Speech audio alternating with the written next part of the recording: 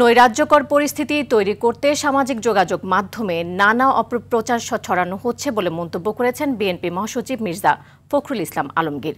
তিনি বলেন, গণতন্ত্রের অগ্রযাত্রাকে বাধাগ্রস্ত করতে গুজব ছড়িয়ে মবক্রেসি করা হচ্ছে। জাতীয় প্রেস ক্লাবে বাংলাদেশ ফেডারেল সাংবাদিক ইউনিয়নের দ্বিবার্ষিক কাউন্সিলে একথা বলেন তিনি। রাজনৈতিক দলে লেজুর বৃত্তি না করার জন্য সাংবাদিকদের প্রতি আহ্বান জানান মির্জা ফখরুল। দেশে ভিন্নমত পোষণ করলেই তাকে শত্রু মনে করা হয়, তার সম্পর্কে বিভিন্ন রকম যত রকমের মিথ্যা অপপ্রচার চালানো হয়।